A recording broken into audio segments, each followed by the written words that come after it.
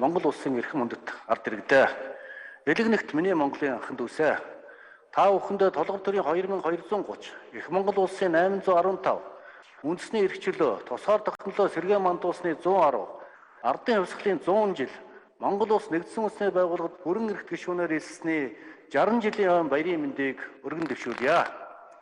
Төв Азийн цээжинд байгуулагдсан Монгол хэмээх улсыг ертөнцийн чихнээ дуурсгаж, тэмцэл ялалтын гайхамшиг их түүхийг бүтээж, улс орныхоо тусгаар тогтнол, аюулгүй байдлын төлөө алтан ам, үлэн цусаа өргөн тэмцсэн эрхлэх зөрөгт эх орончид, өвөг дээдэс, улс орныхоо хөгжил дэвшил, бүтээн байгуулалтын төлөө бүхий л амьдрал, сэтгэл зүрх, хөлс хүчээ зориулсан ахмад үеийнхээ алдар гавьяаг дурсаж, түүх тойм баярын энэ өдөр гүн хүндэтгэл илэрхийлэн мэхийн ёсолё.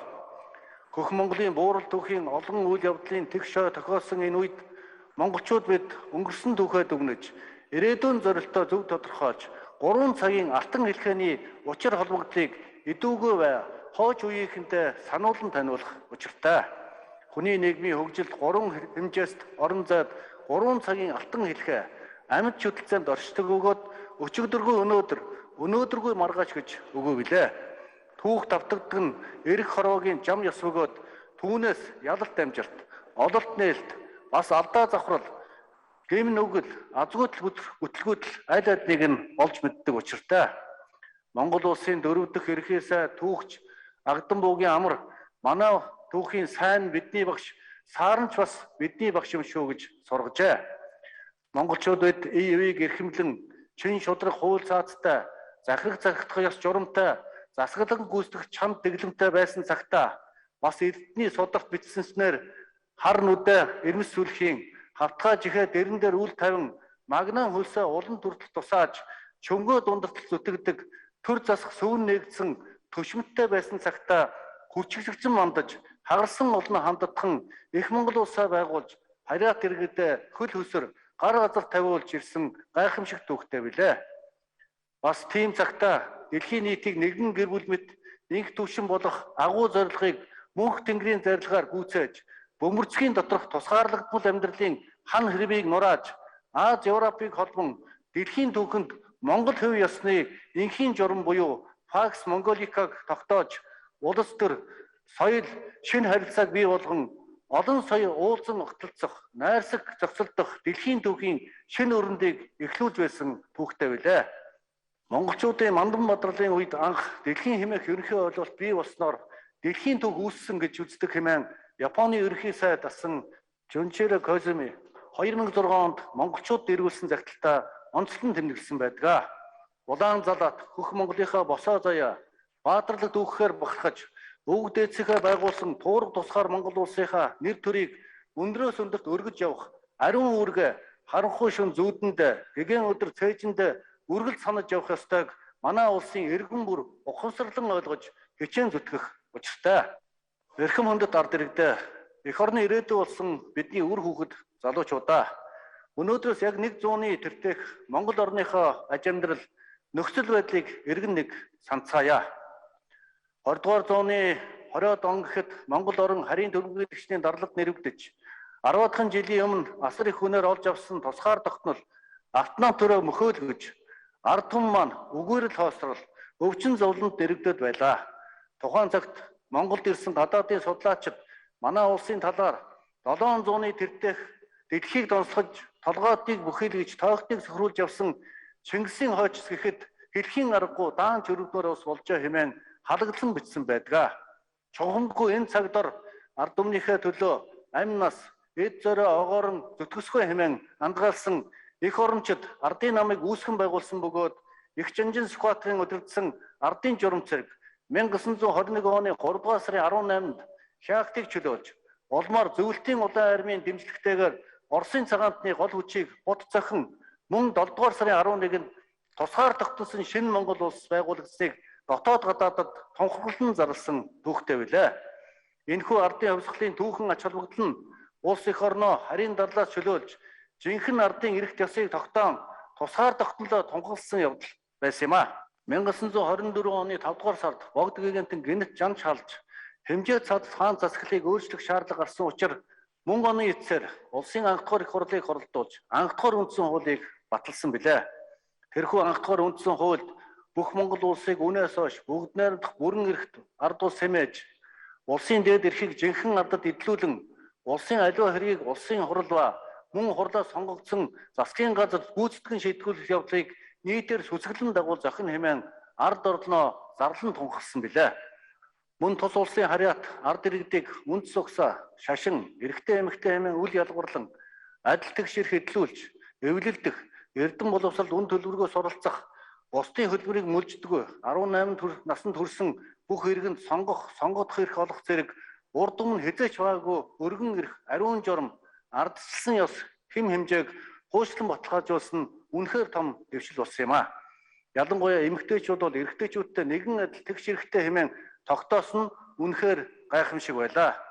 Ийхүү 97 жилийн тэртээ Монголын ард түмэнд засгийн дээд эрхийг эзлүүлэх үндсэн хуульд бүгд найрамдах засгийн тогтолцоог тунхаглан парламент ёсыг хуульчилсан нь 20 дугаар зууны Монголын төвхөнд дурсагдах онцгой үйл явдал болсон юм а. Энэхүү ололт амжилтаа 1990 оны ардчилсан хувьсгал, 1992 оны шинэ үндсэн хуулиар улам баталгаажуулан хүний эрх чөлөөг эрхэмлэн дээдлсэн хүмүүнлэг иргэний ардчилсан нийгэм зах зээлийн эдийн засгийн харилцаанд тайван замаар шилжиж чадсан билээ. 1921 оны ардын хувьсгал, 1939 оны халах голын дайн, 1945 оны чөлөөлөх дайнд ялт байгуулсан, агуу эх орны дайнд зөвлөл болоод улсыг дэмжиж оролцсон, 1945 оны 10 сарын 20-нд болсон тусгаар тогтнолын төлөө бүх нийтийн санал хураалт, 1961 оны 10 дугаар сарын 27-нд Монгол улс нэгдсэн үндэсний байгууллагын бүрэн эрхт гишүүнээр илэрсэн түүхэн үйл явдлуудаар манай улсын тусгаар тогтнол баталгаажсан юм а. Мөн 1958 онд хой төрчтэйгөө, 1962 онд ур төрчтэйгөө хөлийн гэрээ байгуулж, хил хязгаараа баттган тогтоосон явдал бол Монгол улс Аз твдэх анхны хөлийн маргаангүй улс болж, тэр цагаас хойш Монгол улсын хэд хязгаар хинч халдашгүй дархлагдан олон улсад хүлээн зөвшөөрөгдсөн түүхтэй билээ. Өнөөдөр манай улс дэлхийн 192 орнтой дипломат харилцаа тогтоож, хүн төрөлхтний өмнө хүлээсэн үүргээ нэр төртөө биелүүлэн, дэлхийн инх тайван, аюулгүй байдлыг сахин хамгаалах, инхийг сахиулах ажиллагаанд идэвхтэй оролцдог улс болж чаджээ. Эх орныхоо эрх чөлөө, тусгаар тогтнолыг нүдний цэцгийг зүрхний толтмод хайрлан хамгаалж, алтан ам, халуун бие, бүлээн цусаа урсган тэмцсэн эх оронч Ахмад үе бас ариун үлсийг бүтээсэн боловч хэлмэгдэж хохирсон мянган охид хөвгүүдийнхээ гавьяа зүтгэл, гэгэн дурсгал, баатарлаг үйл явдлыг монголчууд бид хизээч мартах ёсгүй. Хуучны үзэл суртал, дадал заншил, хэв ёсыг ховсгон өөрчилж, хуучин хүүг шинэ хүү болгон агуу их соён гэгэрэл, соёлын ховсгол хийж чадсан дэлхийн улс төмний өмнө Монгол хүн нүүр ордон зогсох бас нэгэн ололт амжилт болсон юм а. Ардын уран зохиолч Дамжин сүрэнгийн бичсэнслэн хар нүдтэй хөвгүүдийг харандаа цаастаа нөхөрлүүлж, улаан хацартай охтыг улсын сургууль сургаж, бичиг үсэг үл мэдэх явдлыг богино хугацаанд арилгаж чадсанаар Монгол улс 1970 онд ард түмнээрээ 100% бичиг үсгтэн болж ЮНЕСКОгийн тусгай шагналыг хүртсэн билээ. Мөн орчин цагийн анагаах ухаанд суурилсан эрүүл мэндийн албыг яаралтай үүсгэн байгуулж, ард иргэдэд үн төлбөргүй эмчлэх, халдвар төвчөнтэй тэмцэх, их баг эмч, совлогч, эмнэлгийн мэргэжилтнүүдийг бэлтгэн эрүүл мэндийн салбарыг хөгжүүлснээр хүн амтныхаа тоог 100 жилийн хугацаанд 6 дахин өсгөж, Монгол хүний дундаж наслтыг 2 дахин нэмэгдүүлж чадсан юм а. Ийхүү хүн ам нь өсөж, эрдэм боловсралтай, эрүүл зэрэг болж, 100 зууны хоцрогдлыг түүх болгон үлдээгээд, соёл боловсрал, сонгодог урлагийг хөгжүүлж, сансралт хүртэл Монгол хүн нисэж, дэлхийн хөгжлийн хурдтай хөл нийлүүлэн алхаж, хүчрэг Монгол улсыг мандуулах хүсэл тэмүүлэлтэй, итгэл сэтгэлтэй, ард түмэнтэй болсон улс орныг сэргэн мандсан гэхгүй юм бол өөр юу хэлэх вүлээ? Эрхэм нөхдөө, хувьсгалын өмнөх Монголын эдийн засгийг судалсан Оросын эрдэмтэн Майский Монгол нь 3 сая өрөвдөл буюу 2 сая лан өрөхгүй улсын төсвийн орлоготой, Орос хятадд 19 сая өрөвдлийн өртөө, үйлдвэр зам тээвэргүй, гадаадын үйлдвэрлэгчид, худалдаачид ноёрхсон, эрчимгүй нүүдлийн мал аж ахуй дагнасан, туйлын хоцрогдсон улс юм гэж бичиж байжээ. Тэгвэл 100 жилийн хугацаанд Монгол улс хэрхэн өөрчлөгдсөнийг товчхон дурдъя. 1948 оноос эхлэн улс ардын аж ахуйг 8 удаа 5 жилийн төлөвлөгөөтэй хөгжүүлж, дан ганц мал аж ахуйн орноос үйлдвэр хөдөө аж ахуй, орон болгох зорилтыг амжилттай хэрэгжүүлсэн юм а. Аж үйлдвэр, нийгэм соёлын томоохон төв болох Дархан, Эрдэнэт, Чоо болсон Багнуур, Хөтөл, Бор өндөр зэрэг хот суурин газрууд сүндэрлэн босч хөнгөн үндэсний болон тээвэр холбоо, барилга, эрчим хүч, уул уурхай зэрэг олон салбар хурдтай хөгжсөн байна. Мөн атар газрыг эзэмсэлээр газар тариалан хөдөө аж ахуйн бие даасан салбар болж өнөөдөр манай улс үр тариа, гурилт, хүнс, хүнсний ногоо, малын тэжээлээр дотоодынхаа хэрэгцээг бүрэн хангах боломж бүрдээд байна. Сүүлийн 30-аад жилд аймгийн төвүүдийг улсын нийслэлтэй автосамаар холбох, бүх сумдыг эрчим хүчний нэгдсэн сүлжээнд холбох, мянганы замыг тавих, оюу толгой, таван толгой, салхи зэрэг орд газруудыг эдийн засгийн эргэлтэнд оруулах төсөл хөтөлбөрүүдийг хэрэгжүүлж эхлээд байна. Мөн газрын тосны үйлдвэр, гангийн үйлдвэр, байгалийн хийн хоолой, цэвэрлэх байгууламж, саарл усны үйлдвэр, сайжруулсан түвшний үйлдвэр, шинэ сонгосны буудал, эрчим хүч, дэд бүтэц, авто зам, төмөр замын салбарт хийгдсэн томоохон бүтээн байгуулалтууд, харилцаа холбоо, мэдээлэл технологийн шинжилэл, хөдөө аж ахуй, газар тариалан, аялал жуулчлал, соёл боловсрол, эрүүл мэнд, спортын салбарт хийсэн томоохон төсөл хөтөлбөрүүд амжилттай хэрэгжиж байна. Ингэж улс их орныхоо хөгжил дэвшлийн төлөө халуун талж, хүүдэн төрж, өөрийгөө гэхээс өрөөлийг бодож, өнөөдрийг гэхээс маргааш их харж, цоцолтгүй тэмцэж, бүтээж босгож ирсэн ард иргэд, алдрал гавьяатнууд, үйлдвэрийн үйлчлэгээний салбарт ажиллаж байгаа нийт баялаг бүтээгч, бизнес эрхлэгчтэй баярын өдөр гүн талархал илэрхийлье.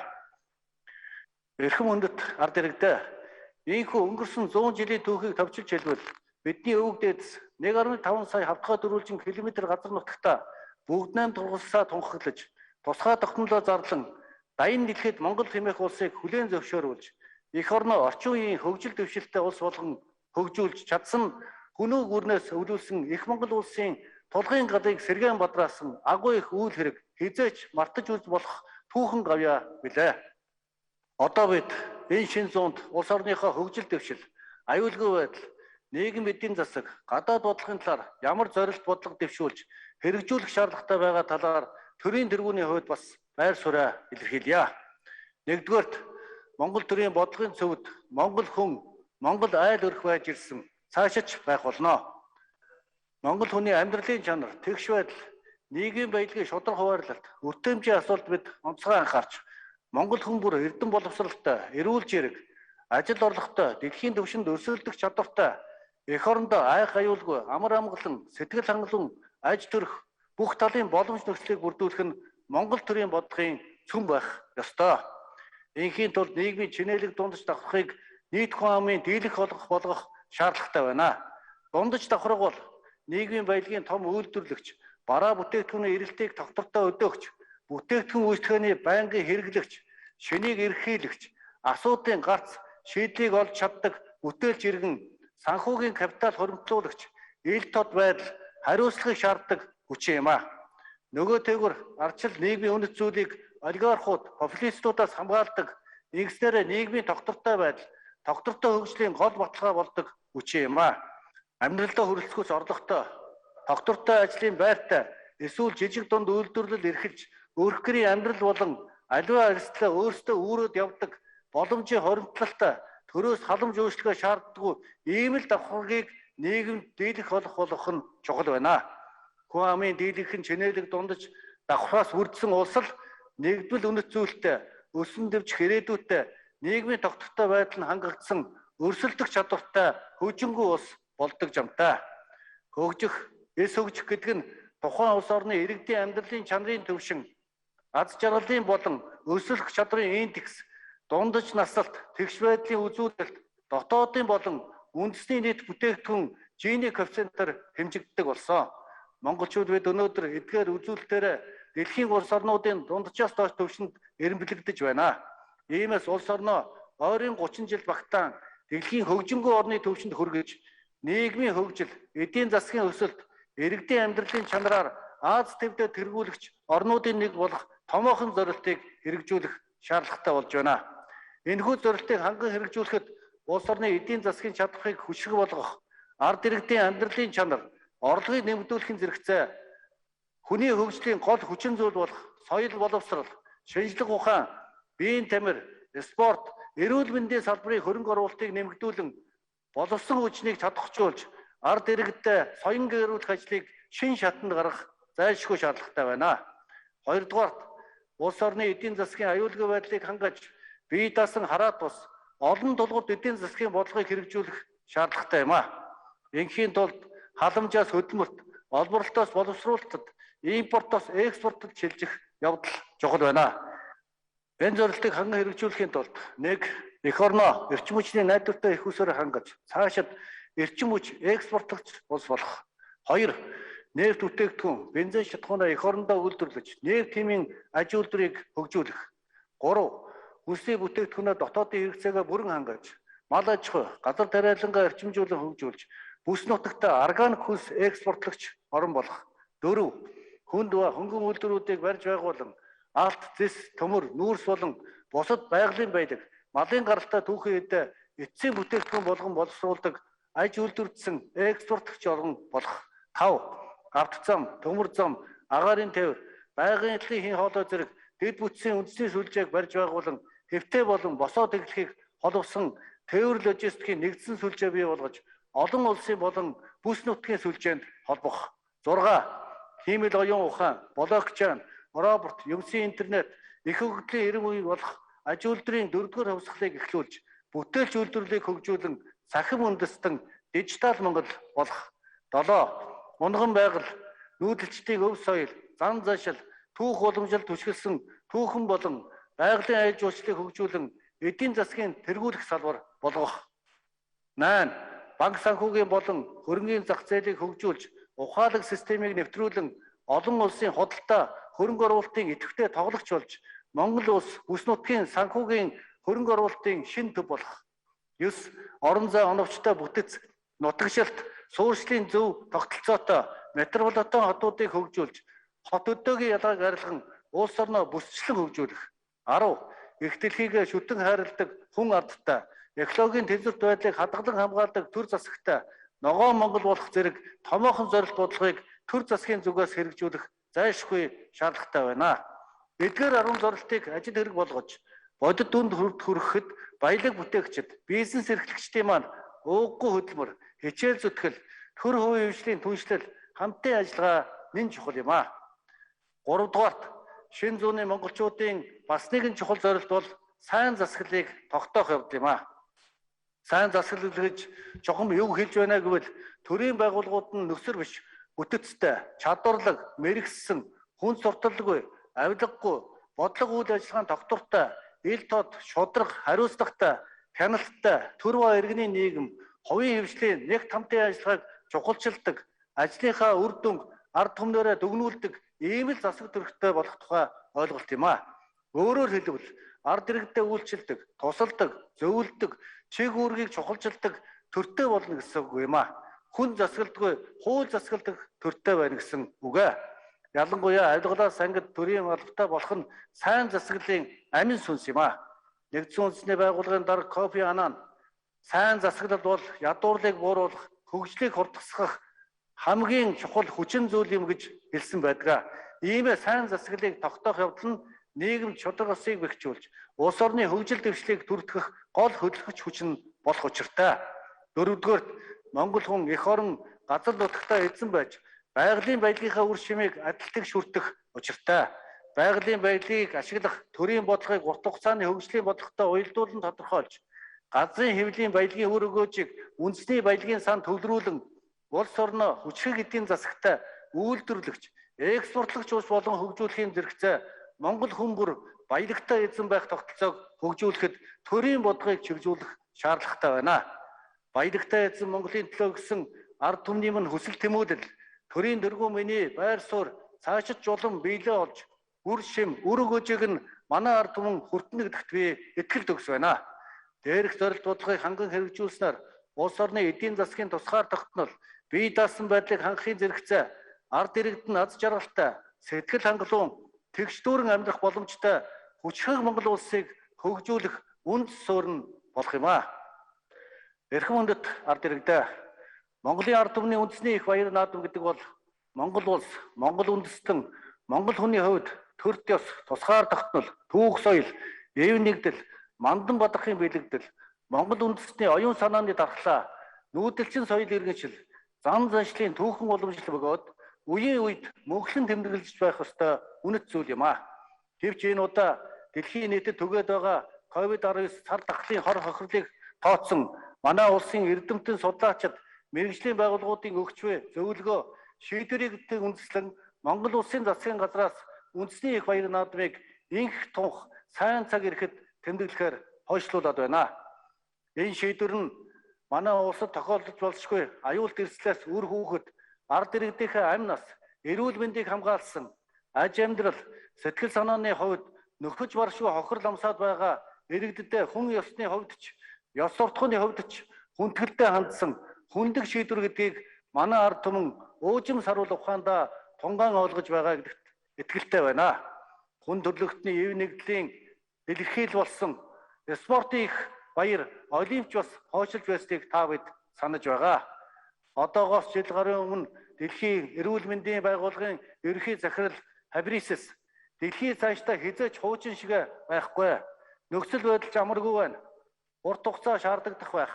Коронавирустай тэмцэх шидэт дарга бидэнд алга. Бидний ертөнцид хүн амгалан тайван орчход амаргүй байна. Коронавирус харанхуйд ч чимээгүй ажиллаа хийсээр байна. Тиймээс бид сонор чирэмжээ алдаж огт болохгүй. Үндэсний төвшөнд эв нэгдэл, олон улсын төвшөнд хамтын ажиллагаа чухал байна хэмээн гэлж байсан. Энэ байдал өнөөдөр ч дэлхийн ертөнцид хэвээрээ байна. Манай ард түмэн өвчин зовлон хэлж ирдэггүй, хийч ирдэг хэмээн ярьдаг. Өнөөдөр дэлхийн хэмжээнд 184 сая хүн COVID-19 халдварт өртөж, 4 сая гаруй хүн нас орлаа. Манай улсад 130-аад мянган хүн халдвар авч, олон арван иргэд маань харамсалтайгаар ам насаа алдлаа. Аюул цар тахлын улмаас амь насаа алдсан ард иргэдийнхээ араас гүнээ эмгэнэн гашуудж байна. Тэднийхээ ар гэр, төрөл төрөсөд, үр хүүхэд, ойр дотны хүмүүст Монгол төрийн нэрийн өмнөөс гүн эмгэнэл илэрхийлье. Аюул цар тахал өвчнөөс ард иргэдийнхээ амь нас, аюулгүй байдлыг сахин хамгаалахын төлөө бүхий л боломж нөхцлөө дайчлан ажиллаж, зарим үед давагдшгүй хүчин зүйлийн өмнө нүүр тулан сөхөрж байгаа хэдий ч улсын их хурл, засгийн газар, улсын онцгой комисс болон холбогдох байгууллага, албан тушаалтнууд эрхэлсэн ажилдаа эзний ёсоор хандаж, сахилга бат, зохион байгуулалттай байж, харилцан уялдаа холбоотой төргөн шуурхай хариуцлагатай ажиллах шаардлагатай байна. Улсын их хурл, засгийн газар, ард иргэдийнхээ амь нас, аюулгүй байдлыг тэргүүн зэрэг тавьж, улс орныхоо эдийн засгийг богино хугацаанд хөл дээр нь босгон, цар тахлыг хохирол багтаа даван дуулахад онцгой анхаарч ажиллахыг төрийн тэргүүний хувьд хатуу анхааруулж байна. Цар тахлын эсрэг цаг наргүй, өдөр шөнөгүй хичээл зүтгэж буй эмч сувлагч, эмнэлгийн ажилтнууд, онцгой байдал, цагдаа, мэргэжлийн хяналтын зэрэг тангар өргөсөн төрийн албан хаагчид болон халдвар хамгаалал, өндөржүүлсэн бэлэн байдлын нарийн дэглэмийг сахиж, төр засагтайгаа хамтран ажиллаж байгаа нийт ард иргэдэд гүн талархал илэрхийлье. Ард түмний эв нэгдэл гэдэг бол улс орны оршин тогтохын үндэс юм. Эв нэгдэл үгүй хөгжил дэвшил, улс үндэстэн байх боломжгүй. Цаашид монголчууд бид итгэл найдвар, эв нэгдэл, сахилга хариуцлага, хамтын хүчээр цар тахлын аюулыг даван гарах болно. Манай улсын ард иргэдэд хэдийгээр энэ жил онцгой нөхцөл байдлын улмаас үндэсний их баяр наадмаа хойшлуулж байгаа боловч хүн болгон зүрх сэтгэлдээ өв соёл, үүх түүхээ эрхэмлэн дээдэлж, үр хүүхдээ сурталчлан таниулж, сэтгэл оюунтай хүндхэн бодож, зөвхөн гэр бүл дотроо ёслон тэмдэглэхийг хүсье. Манай их зохиолч, Дашторжийн Нацагдорж тэртээ 1935 онд эрүүл явбал улсын наадмыг үзэн хэмээн шүлэг бичиж үлдээсэн өнөөгийн бидэнд хандан илсэн захаас мэт санагдаж байна. Их зохиолчийн маань бичсэнчлэн олон түмэн эрүүл байж, олон улсын наадмыг үзэх болтугай. Айл өрх бүрийн хооморт аз жаргал, инээд баясгал салгиж, хүн бүрийн зүрх сэтгэлд энэрл нэгүслийн гэрэлгээ мөнхөд бадмалж байх болтугай. Борин бэлдээр асан Монгол хүний хямар галын дүлшгэ өөдөө байга. Мөнх хөх тэнгэрийн хүчин дор Монгол улс мандан бодрох болтугай.